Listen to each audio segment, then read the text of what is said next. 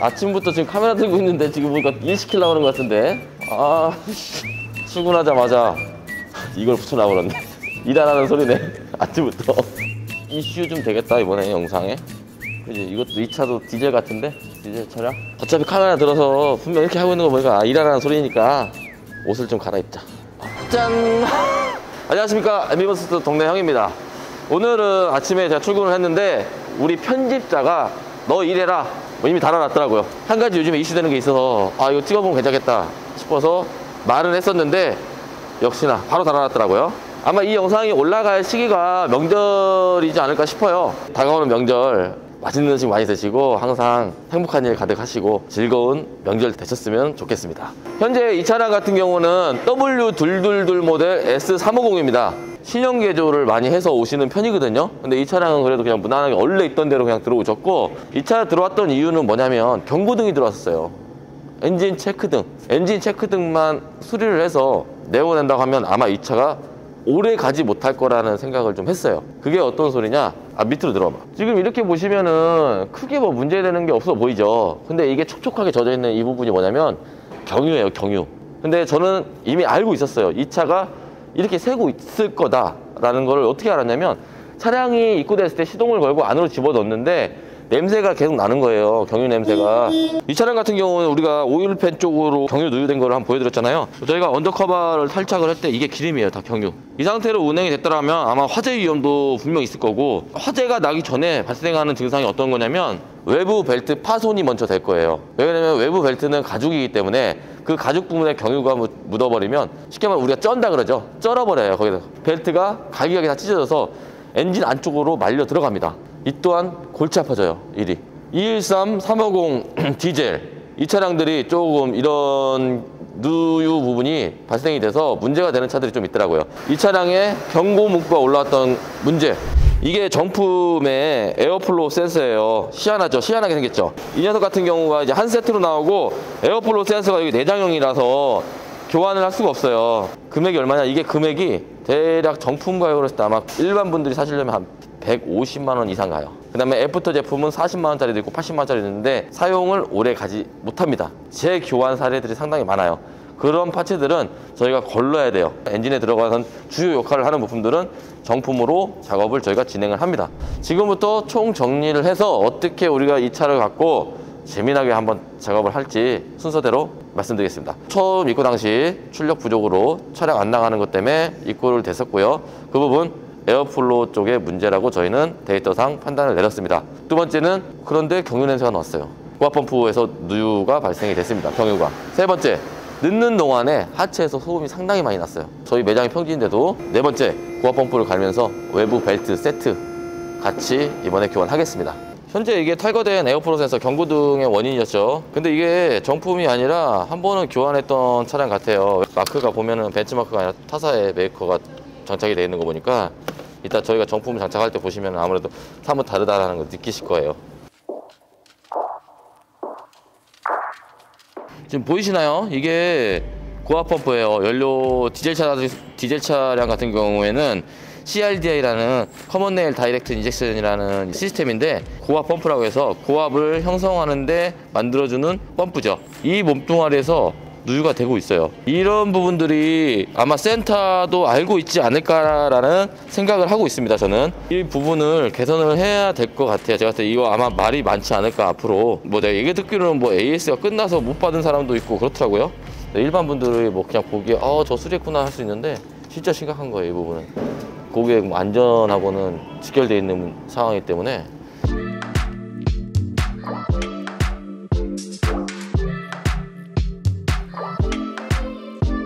이게 고압 펌프예요. 탈거한 이 차량에 누유되는 부분들을 좀 설명을 좀 한번 해볼게요. 1차적으로 이런 센서에서도 경유가 누유가 될 수가 있고요.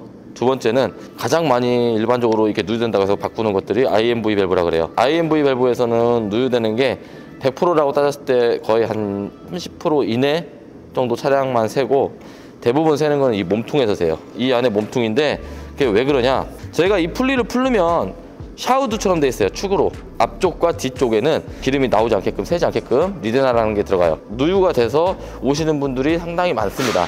그래서 이거는 어떻게 해야 되냐, 저희들도 수리를 못해요. 그래서 저희는 이걸 재제조하는 업체에서 구매를 하다가 이제 장착을 하는 것 뿐이지, 저희가 이걸 온리 분해를 해서 수리를 하지 않습니다. 수리하는 업체들은 전문적으로 이런 작업들만 하는 커먼 네일 집에서만 작업을 해요.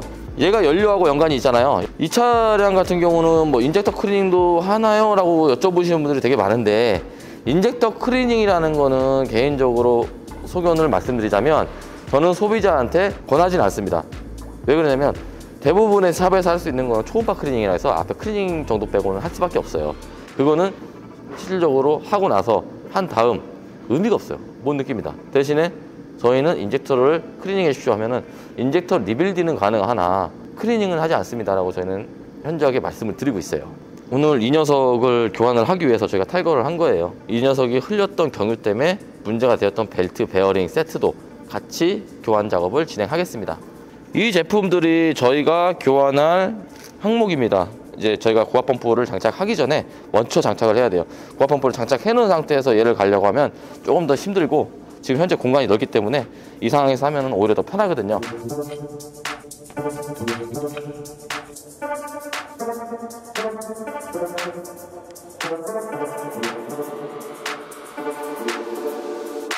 벨트를 한 번은 교환을 했어. 경유가 누유돼서 벨트에 묻으니까 한 번 바꿨던 것 같아요. 벨트만.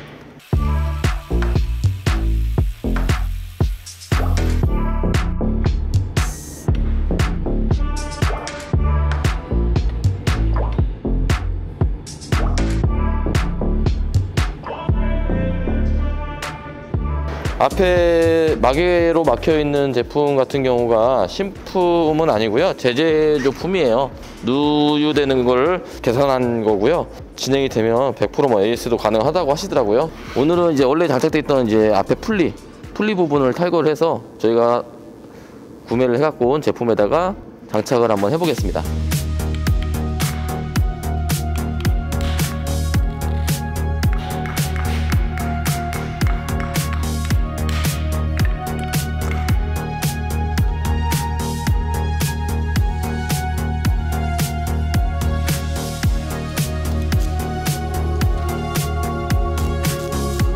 자기 몸에 달려있던 풀리를 이제 저희가 구매해온 곳에다가 이동 장착을 했고요. 이제 장착을 할 건데, 얘네들 같은 경우에는 시저스 기어 방식이라서 그냥 밀어서 장착만 하면 돼요. 근데 잘 안 들어가요. 빡빡해요, 엄청.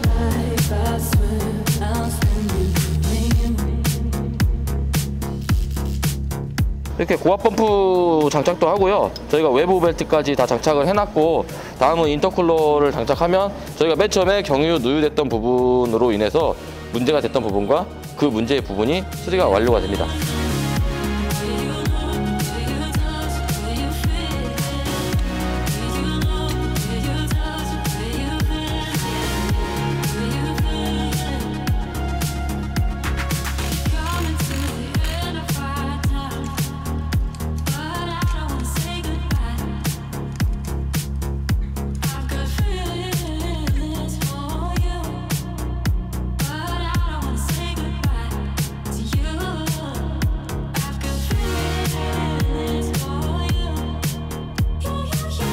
저희가 이렇게 경유 누유됐던 부분은 수리를 완료했습니다. 벨트 베어링까지 마무리를 진행을 했고요. 다음은 이제 경고등이 점등되었던 이유 중에 하나, 에어플로우 센서. 자, 보셨죠? 아까 정품은 이렇게 표시가 되어 있습니다. 벤츠 로고와 품번이 이렇게 새겨져 있습니다.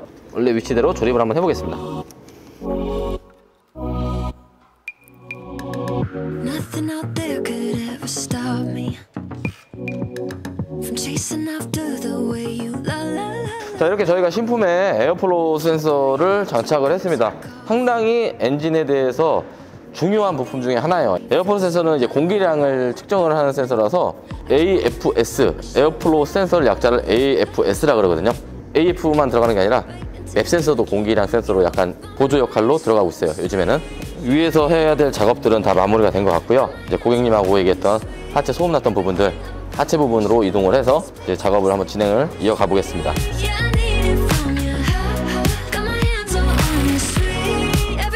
현재 이게 탈거한 로어암인데요. 운전석 측, 조수석 측이에요. 근데 운전석 측은 얘 축에서 놀지를 않는데, 얘 같은 경우는 주저앉았죠. 벌써 고무 부트부터 보면 주저앉았죠. 고무 부트부터도 보면 상태가 틀리죠.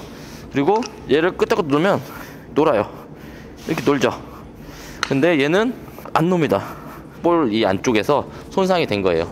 소음이 났던 원인이 정확하게 판별이 된 것 같아요. 지금 현재 보시면은 스테빌라이저 링크인데 링크도 부싱이 다 터졌어요. 이렇게. 그래서 링크까지 다 교체 진행합니다.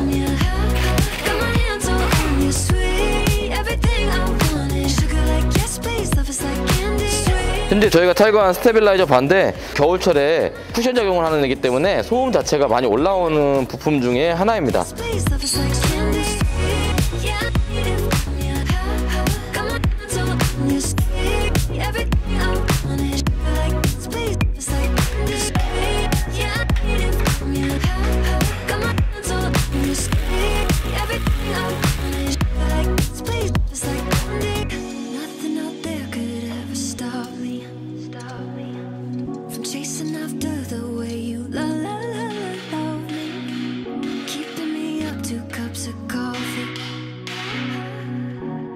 야, 이게 볼트가 쩔어 붙어 가지고 그라인더로 커팅해 버렸어요.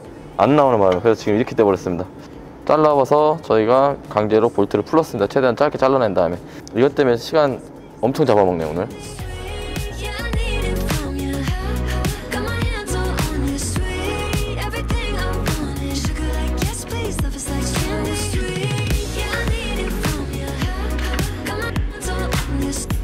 여기 보시면 W22 S350 차량의 하부는 거의 마무리가 됐어요. 스트럿암, 로우암, 그 다음에 스테빌라이저 바까지 작업을 해놓고 공짜 상태를 만든 후에 지금 토크를 줬습니다. 그러면 하체 작업은 거의 다 마무리됐다고 보시면 되고요. 다음 단계는 가장 하기 싫은 부분이에요.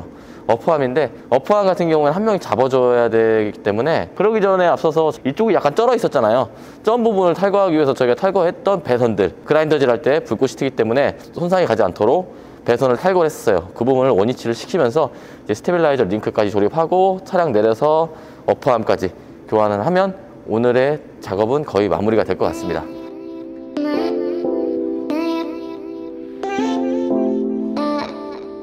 현재 이게 W222 S350 차량에서 탈거한 어퍼암이에요. 주변 보시면 녹이 나 있죠. 녹이 나 있는데 어떻게 놓냐면 소음이 상당히 컸었어요. 주행 중에 브레이크 밟으면 또닥또닥 쏘졌어요. 아까 로우암도 나갔던 부분이 있었죠. 그 부분 빼고도 이게 소리가 들릴지 모르겠는데 이런 소리. 놀아요, 놀아. 이렇게 보이시나요? 이게 잘 보이실 것 같은데. 이거는 신품을 보여드릴게요. 신품의 경우 이렇게 움직여도 끄떡이 없죠. 유동이. 그리고 노는 것도 없고 이래야 정상적인 어퍼암이라고 보는데 저 어퍼암 같은 경우 생을 다 했어요. 정품인데 불구하고 얘가 8만 킬로 탔다고 했었나 우리? 그렇게 많이 주행 안 한 걸로 알고 있는데도 이렇게 쉽게 나가네요. 신품으로 해서 교환하겠습니다.